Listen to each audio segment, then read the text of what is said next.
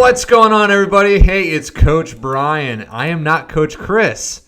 I am taking the seat of Coach Chris today. Actually, he's sitting right across from me. I'm going to be interviewing him today on this episode featuring Chris Wilson, the man breast expert.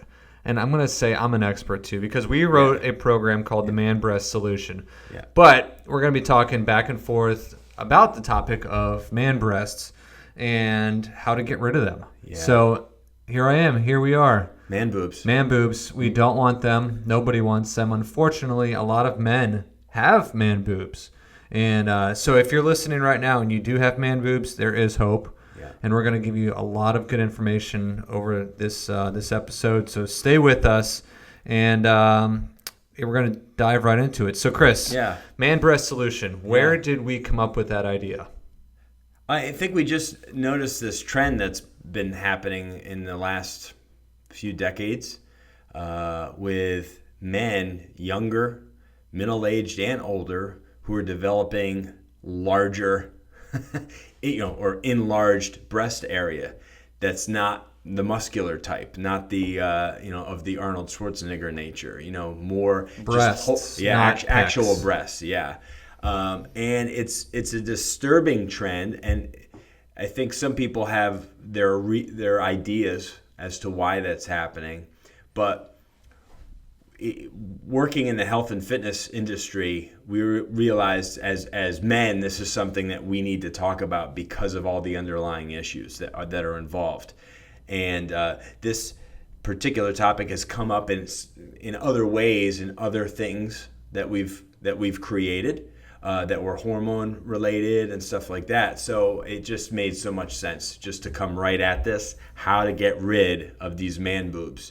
And because for a lot of guys, whether you're going through puberty, whether you're college age or you're middle age or older, it's really an uncomfortable experience to you have this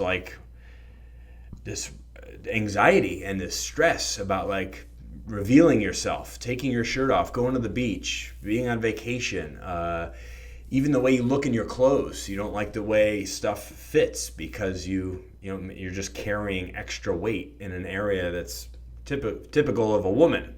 So you're taking on these female attributes or look. So I think first that one of the things we need to kind of talk about is what the difference is between just having a fatty chest area or actually having what's the medical term gynecomastia, so one thing is really more just more extra fat carried in that area, and the other is more of a glandular variety where you're actually increased tissue in that area.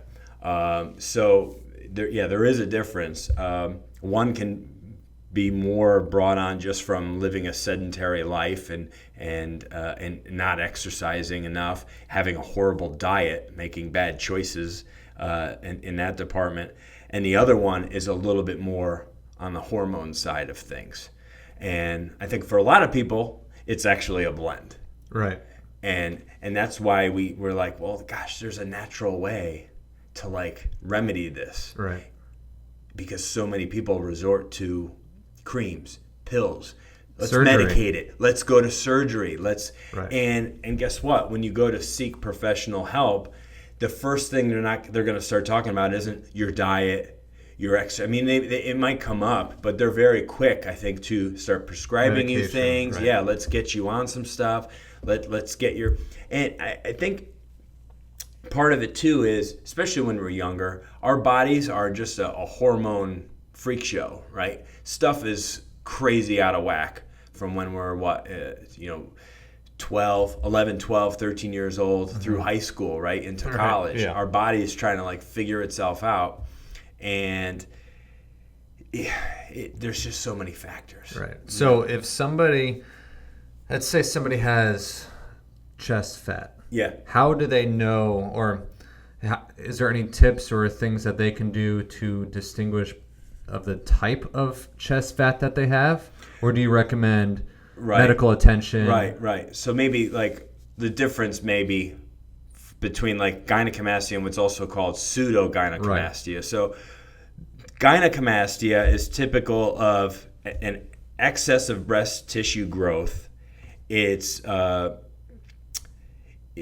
underlying matter is tissue. Right. So an increase in tissue in that area of the body. Whereas pseudo-gynecomastia, it's a big word. I know, it's a lot of letters. It's like 17 letters or something. It's due to an excess of fat surrounding that area around the nipples.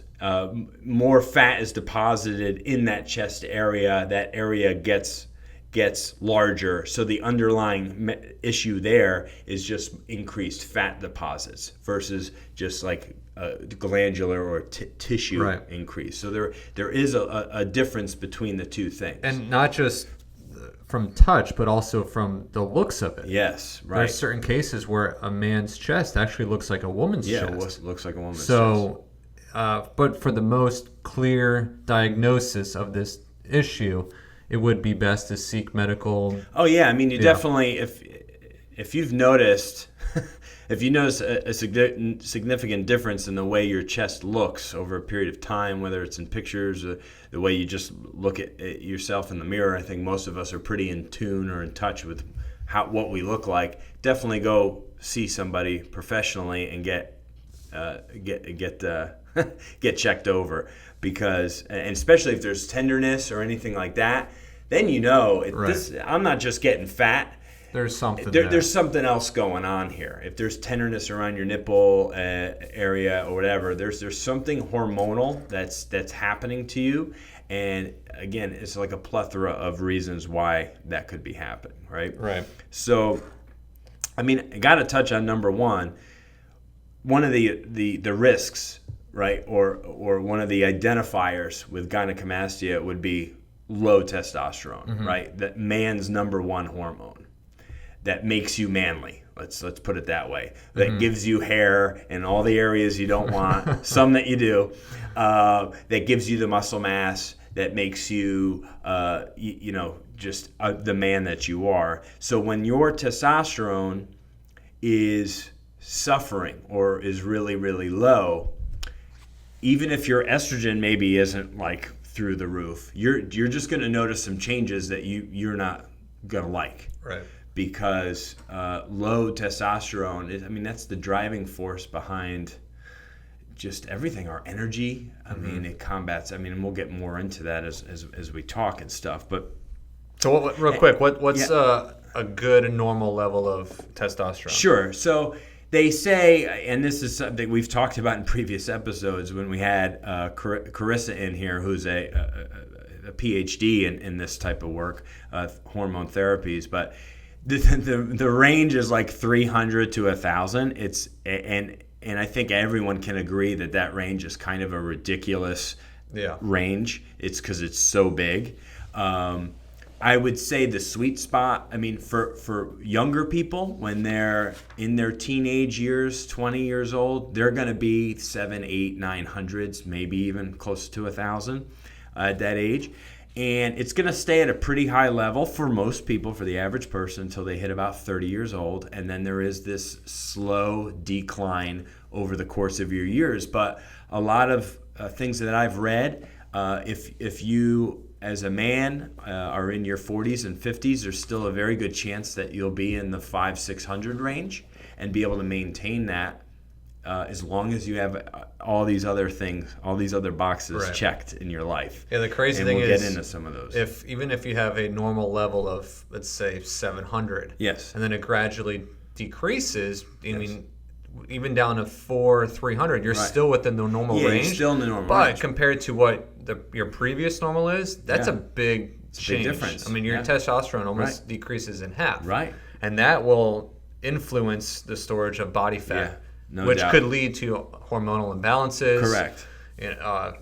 It's a myriad of a laundry list of things that can negatively affect your body. Testosterone is people don't like the word steroid, right? As soon as you say steroid, people think or hormones or hormones. They're scary words. Well, because they're words that people don't really understand very well, the average person. I mean, if you go back some years, I probably didn't have a really good understanding of what hormones and steroids and things are. Steroid is simply a word for something that is stimulating growth. Mm-hmm. That's all that is. So our body is filled with steroids mm-hmm. that are natural. They're natural steroids. And sometimes we go and see the doctor, and our body is not doing a good job of producing certain hormones or natural steroids, so we get shots or we get supplements, right? Or people get testosterone treatments and stuff like that to help fill the gaps where our body's not producing things. Our body is a stew of hormones, and we don't regulate it willingly.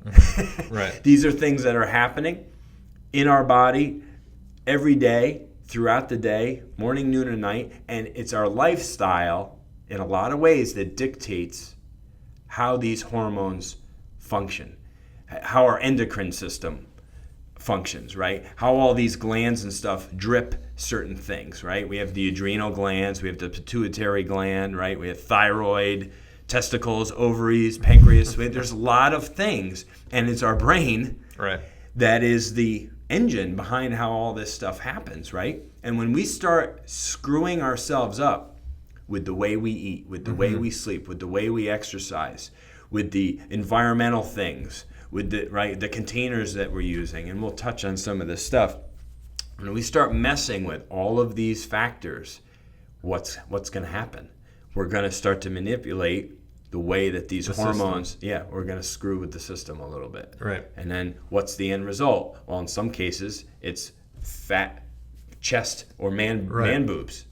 Guys they're carrying weight in areas that are not typical. If you go back 100 years, guys were probably not walking around with man boobs, not like they are today. No. So even if you lose or decrease testosterone, it's not just testosterone you're losing, but you're going to be gaining estrogen. Yeah, the typical response in the body, is that your estrogen levels are on the up if your testosterone levels are sliding. Right. So let's go right into the next topic, which is estrogen. Yeah. You know, why does that have a huge effect on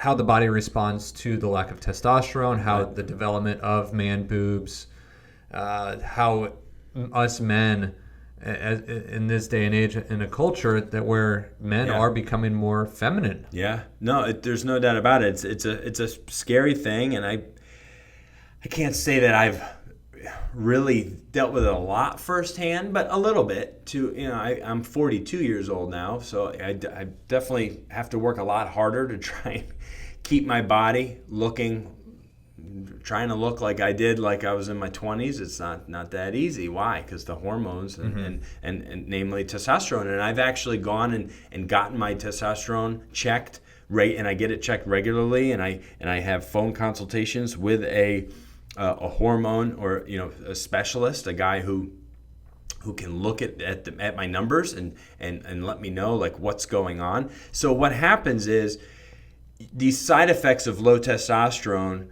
you have one of the number one things is like loss of muscle mass. So what happens now as a man when you're losing lean mass or muscle mass, you're more prone to fat deposits and holding more fat. And generally speaking, women have a higher body fat percentage than men. So that would be more indicative of a female characteristic, would be having a higher body fat percentage. Mm-hmm. I'm not talking about everybody, but I'm talking about the average person. It leads to fatigue or chronic fatigue. And this is in men specifically. Obviously, women need their estrogen, and their levels of estrogen are substantially higher than men. But both men and women have both hormones. Right. Okay. For men, low libido, erectile dysfunction, all kinds of stuff that we do not want to have. And you hear there's commercials all the time now. If you listen to talk radio or anything sports related where they really are talking about trying to talk to the guy. Erectile There's dysfunction. so much stuff about ED and low T and stuff like that. And why is it? It's because of a lot of things. like I said before, it's the lack of sleep, the higher stress in our lives, the foods that we're eating, the processed foods that we're eating, chemicals on the foods and in the water that we're drinking. I mean, it's and again, we'll go into, I can go into more detail on stuff like that too. But this and then what you have is this aromatase thing that happens. So it's what that is it's testosterone actually turning into estrogen. So aromatase is found in body fat, and men with a higher body fat percentage produce more of this aromatase, and then therefore they're having higher estrogen levels and lower T levels. Okay, and so I actually have a little list of like some warning signs, which I think anybody listening would probably like to hear that list. Absolutely. So 10 warning signs that are things to look for that may help you determine what kind of moobs or man boobs you're dealing with. Okay, so number 1, unsuccessful attempts at reproduction with your spouse, so fertility issues. I actually was dealing with that several years ago and didn't really know why. And to this day, I don't know, I can easily explain that. But I did end up having 2 children. So, number 2, insomnia or trouble sleeping. That really messes with hormone function. Number 3, chronic fatigue. Number 4, loss of appetite or irregular appetite. Number 5, low sex drive or libido. Pardon me, I'm going to have to drink some water. Number 6, hair loss or thinning hair. Number 7, sudden weight gain or weight loss. Number 8, trouble digesting food or irritable bowels. Number 9, mood swings or depression and anxiety. And number 10, a lack of desire to exercise or physical exertion. So these are 10 warning signs that really, I think, number 1, your testosterone levels are probably on the down and potentially dropping much faster than you would like them to. Yeah. Not that any of us want to be losing our testosterone, but it's just kind of a side effect of age, of the aging process. So as we get older, our testosterone, environmental, everything else, but it's like a 1% drop off a year. So if you're noticing like significant difference, especially if you're in your 20s or 30s, something's going haywire, and it's probably hormonal. Right. And then if you're on top of that, if you're not just those 10 warning signs, but if you also have man boobs, okay, then we know that something's going on, and there's a very good chance that estrogen is the problem, and a lack of T. Cool. So great, intro into testosterone and estrogen and how it affects the body. So let's put it in practical terms. What can men, even if they're not suffering from this, what are some simple things that we can do today to boost testosterone, reduce, the fat deposits? What can we do starting today? What can we do to fix this? Well, number 1, I already touched on, obviously, is get more sleep. We are living in a zoom, very fast pace. I actually did a YouTube video about this not that long ago about, I don't think if it's even gone live yet, about creating space or margin in your life. And it was based on a sermon I had heard at church. It was fantastic. And it's just that we live in such a rapid, fast-paced, high-stress type of life. And that contributes to us having a really hard time of shutting things down at night. And, whether that's looking at technology or just our brains, like thinking about finances and kids and work and your car payment and all these different things in your head. We have a really hard time unplugging and just getting good quality sleep. And so number 1 is just get more sleep. You'll be more anabolic because when you're sleeping, your body is repairing, it's recovering, it's all these wonderful things are happening while your body is at rest, and it actually gives your brain never stops, but your brain gets to go into this other work capacity that it's very, very effective at doing all these things, more so than when we're awake. So when our bodies are at rest, our brain and our hormones can work in our favor, which actually helps limit those catabolic periods, because the cortisol is that catabolic state that we're in, which we do need, but we don't need it all day, every day. Right. We just need it in certain bits and pieces. So more sleep helping with how your muscles function, your brain functions, your stress levels, all these other things.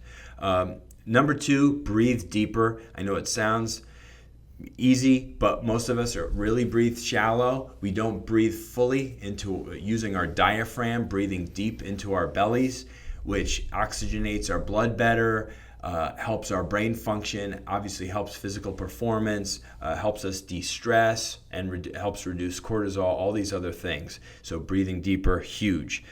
Eat more healthy fats. Most of us run.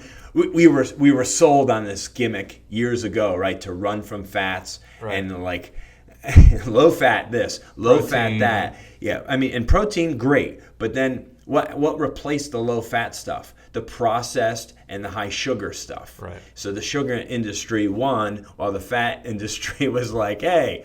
Now I'm not talking about deep fried fats. I'm talking about healthy fat sources. Big difference. Yeah, big. Certain animal products, obviously, your nuts, your avocados, your fish, certain oils, seeds, stuff like that needs to be in our diet. Our body, I mean, fat is the number one source of energy if we allow ourselves to tap into it. So we have to do a better job of kind of increasing these healthy fats, decreasing these really crappy processed carbohydrates that fill most people's cupboards and are kind of like the cornerstone of the grocery store now. So spend your time on the outskirts of the grocery store and get more of these healthy fat sources. I have a great question for you talking about foods in here in a second. So remind me in case I forget. I'll make a note right here. BK. Question about food. Food. Okay. Good. I don't want to forget this question. All right, I got it there. I won't forget. Okay. Number 4, which is actually something I know I've gotten a little bit better at, getting outside a little bit every day for that natural vitamin D from the sun.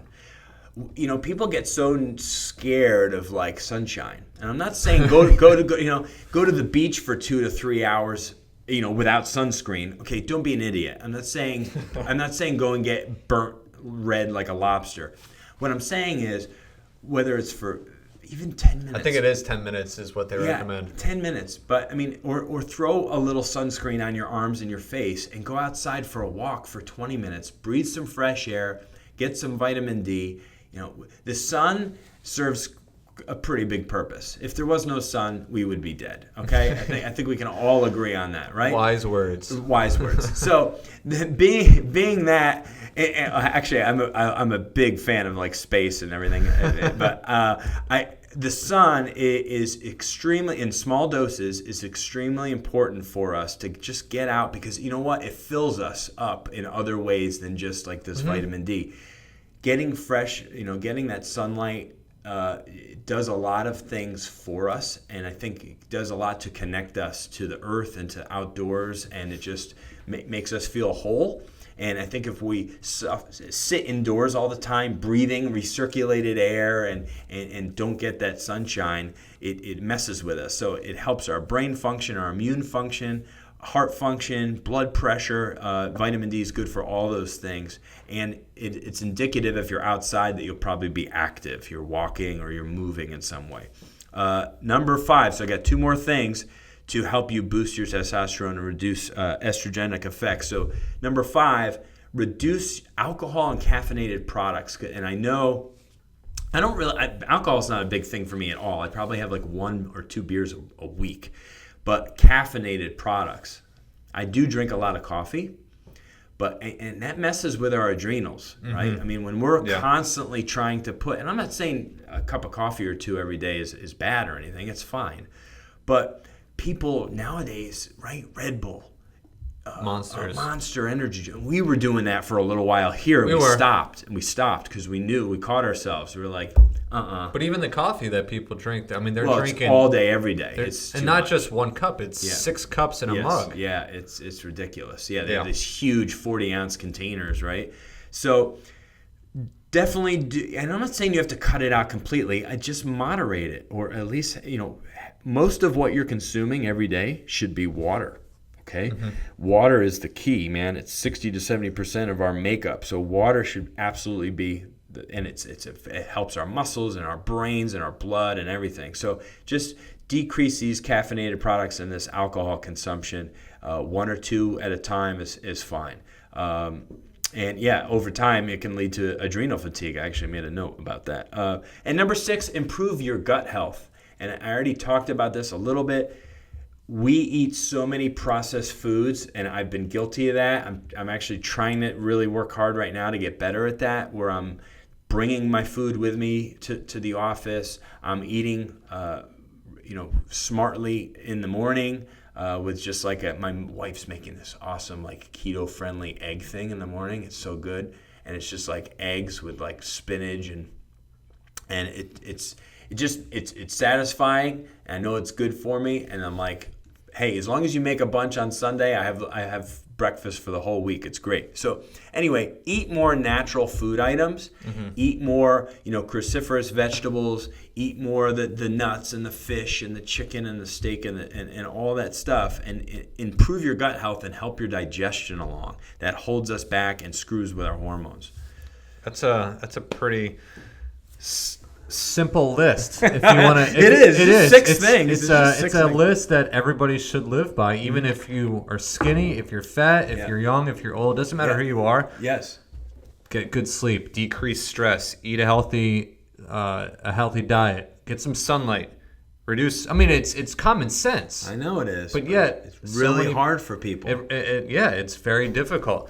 So we have a report. 7 worst testosterone killers. Yeah. We just gave you a list of things to boost testosterone. Yeah. But what we need you to do is text TESTO, TESTO, to 345-345 for this free report. I can't stress it enough. I love this report because it gives you the 7 worst testosterone killers that any and every man unfortunately face daily. Yeah. So text TESTO to 345-345 to get access to this awesome report and learn how you can prevent losing T from just the stuff that we encounter. Yeah. So my question. You had your question. Yeah. You beat me to it. I know. So talking about healthy fats. Yeah. There's this controversial ingredient called soy. Let's talk about that for a few minutes. Yeah, soy. So I'm a sports nutritionist. I've studied this in school. I have an exercise science master's degree. Yeah. Soy is one of those things that nobody really knows exactly the truth. I know. Unfortunately, there is a lot of research out there that says it's not good, but they can't conclusively say that it isn't good. Yeah. Well, one of the things is big pharma is, and if you know anything about agriculture and FDA and things like that, the soy industry is, I think it's the biggest agricultural industry on the world. Yeah, it's up there with corn. Unbelievable. It's up there with every farmer, even my father-in-law, he farms soybeans. So we're not going to go down this path, but we definitely need to clear the air on soy and the dangers that it could have. We're not saying it's conclusive, but and my professor always told me, if it has a negative effect, ditch it. If it has a neutral effect, keep it. If it has a positive effect, absolutely keep it. So soy is one of those things that it's been shown to have a negative effect in some cases. Not always, but most of the time soy has a negative effect. And we're talking from the standpoint of testosterone versus estrogen. We're not talking about, feeding the world. We're not talking about the productivity of actually growing crops. But we're just talking about, in this context, testosterone with soy. So what's your opinion on that? Do you have a stance? Do you have any suggestions on how to avoid it? Or it's really hard to avoid because soy products are in just about everything. If you read the label on anything, it's in the it might not be a main ingredient, but it's somehow it's somehow connected to the food that you're eating. It's enhancing your food. It's somehow It's whether it's a flavor thing or it's a filler food is really kind of what it is. How they use corn in so much stuff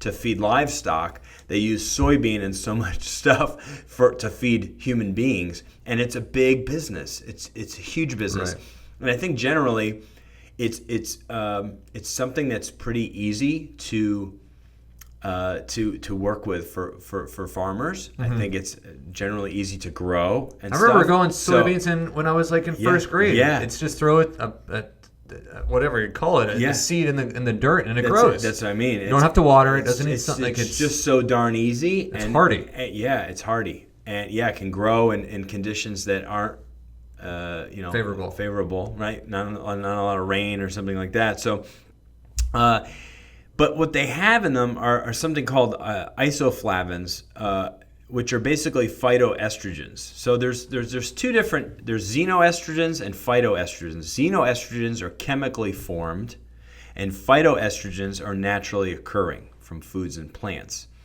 And these have been shown, as you said, to decrease testosterone and potentially enlarge breast tissue. Sorry, which is was I trying to say something else? Which is basically gynecomastia, which I was talking before, right? It's water retention, and this is a female patterned fat deposit, right? Deposition. Is that what I'm trying to say? Yeah, that's the right word. I had made a note about that, and so what that means is essentially you're taking on more of this female trait or this female characteristic potentially by eating. If you have a lot of soy in your diet, right. So if you're eating, soybeans, a lot of soy. We're not talking. There's a little bit of soybean oil in a granola bar. Yeah, I'm not trying to get people running for the hills here and scared, but overall, if you're consuming a lot on a daily basis, a weekly basis, a monthly basis, and you add this up over time, or if this is what a kid, let's say, is eating a lot of when their hormones are already kind of out of whack, when they're in those early years, this is not going to help. Or someone that's older, how about that? And they're already fighting to save their testosterone as hard as they possibly can while their estrogen levels are kind of increasing. And then they're eating a food that's been shown to not help their testosterone production and increase their estrogen. Well, that's not helping anything. Yeah, and we're gonna hear it from both ends. We're gonna hear it from people saying that we don't have no clue what we're talking about with soy. And then people are saying that they've been eating soy their entire lives and never experienced fat growth. I mean, every case is different. Correct. But we're just talking for the mass population. Right. Soy is one of those things that should be avoided. And we don't even have time to talk about GMO versus organic. Yeah. Because that's a whole other topic in itself. I know. So take it from us. Just, if you can, eliminate soy from your diet in the event that it does come back 100% conclusive that it is dangerous to your testosterone. Right now, we believe, and there is research out there that says it is dangerous, but again, it's one of the biggest agricultures in the world, and no one's ever going to say stop eating soy because that would be catastrophic to the entire agricultural industry. I know I'm forming a kind of a weird analogy here, but it's not a heck of a lot different than, is it good to be burning all this gasoline in all of our automobiles, right? I mean, we all rely on it. We all need it. We all drive cars, most of us, and most of us put gasoline in. But we know that the effects of all this in the environment probably aren't great. Right. And there's more people and more automobiles and more of that stuff in the environment and in the atmosphere, it's probably having long-term bad effects. So if you truly, I'm not talking to you, Chris, I'm talking to our listeners. If you truly want to do everything possible outside of medication, outside of surgery, it would make sense to eliminate any possibility of anything that could result in, one, lower testosterone, and two, the growth of this fat deposit. Yeah. So even if Chris and I, even if both of us come back saying, hey, we were wrong on the whole soy thing, it doesn't matter.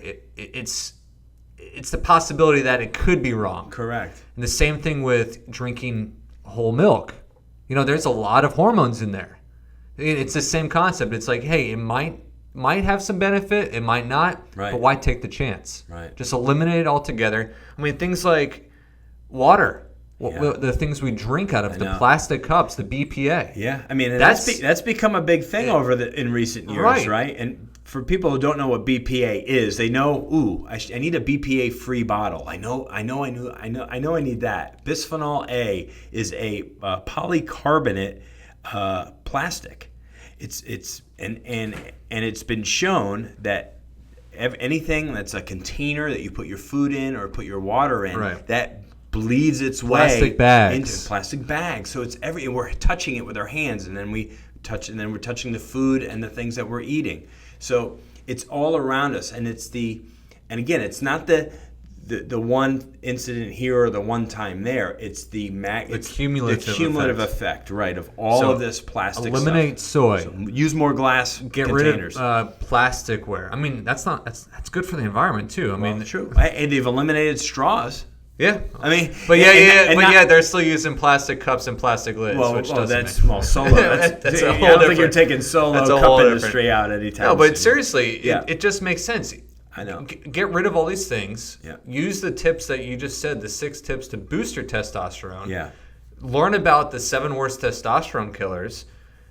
Gosh, we haven't even touched on exercise yet. No, we have to though. We have to, right? So it's pretty simple actually. I've really made it pretty darn easy. I made a couple bullet points here. Cool. And for anyone that's listening or watching, yes, I have some cheat sheet material here because there's so much to talk about. This topic is endless. It really is. We actually had a lot of fun creating this, the Man Breast Solution. Actually, and anyone listening right now, if they want more information, everything I've touched on, everything pretty much I've touched on, you can find it criticalbench.com/man. Just type that in, and you have a lot of content there free to read. And YouTube. And on you. Gosh, yeah. We've made a whole batch of gynecomastia videos. Yeah. Giving you the same information that Chris and I are talking about now, and also videos to use for exercise tips. Yeah. So back to exercise. Yes. Back to, so exercise to optimize your hormones and to burn fat. Okay. So these are some tips. Number 1, move often and move frequently. Again, pretty simple. But you know what? In life, the simple stuff is the stuff that is the hardest and most effective. The simpler it is. It doesn't mean it's easy to do. It's just a simple concept. So move often, move frequently. Daily activity.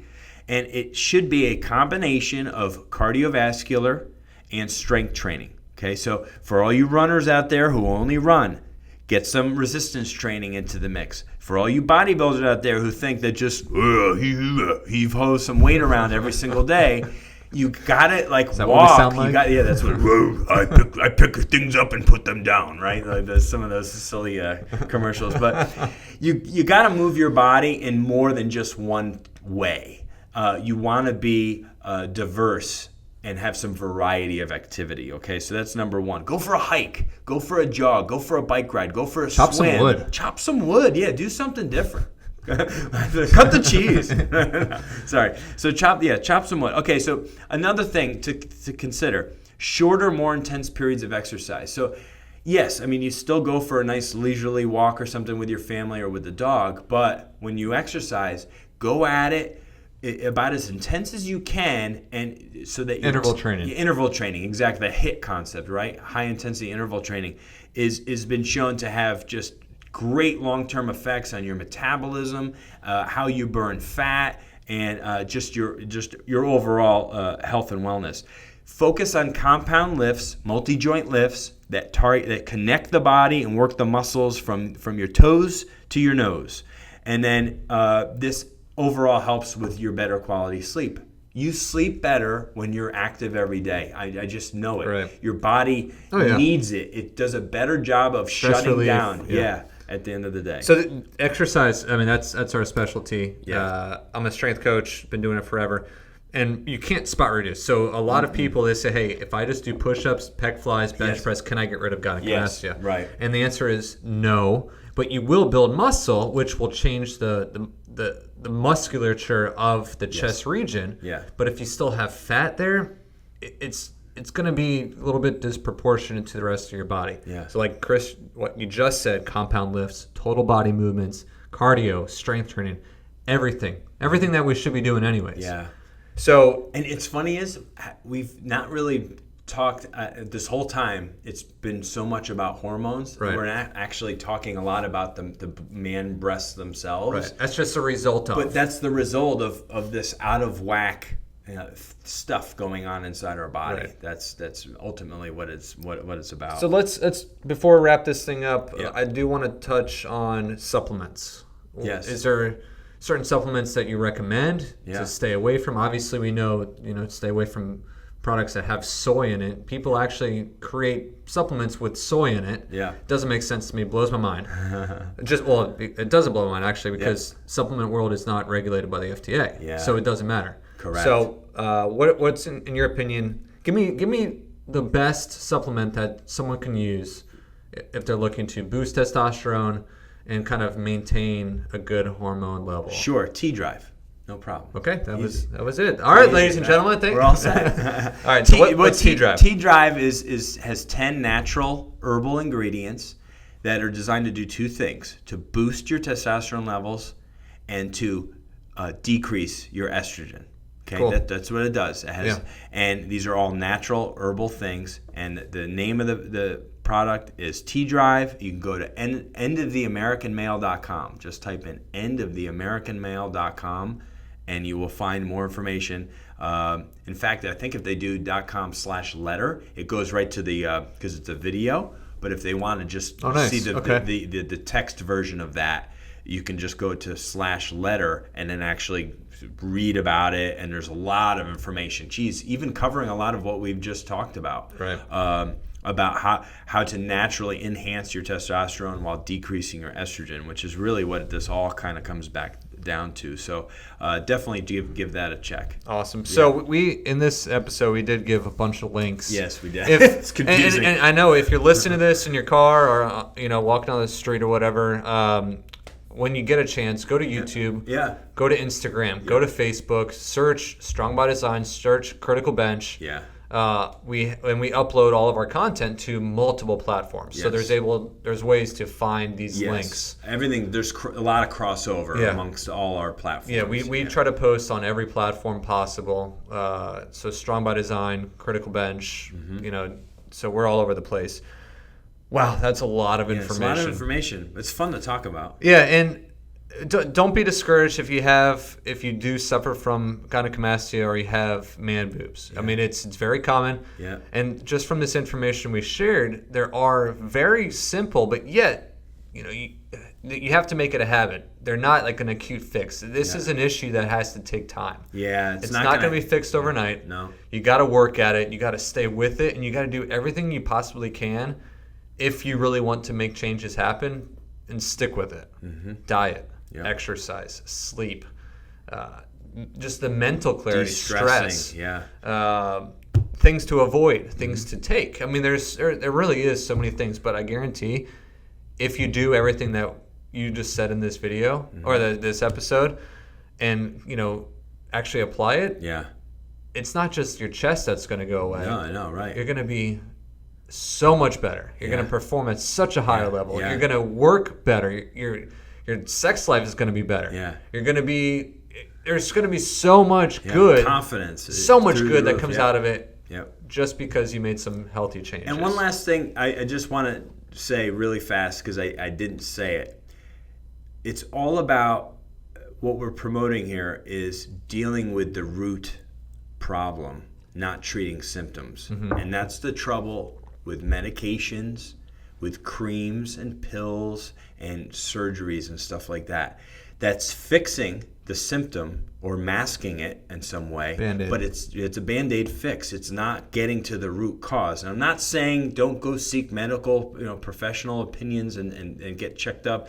Do what you have to do, but we're trying to give you real lifestyle changes that will absolutely improve how your body functions. There's just, I mean, I am 100% guaranteeing if you're sticking to a lot of things we've recommended, your body is going to just be in a better state. Awesome. Yeah. Chris, appreciate it. Yeah, man. It's Good been stuff. Awesome. Yeah, fantastic.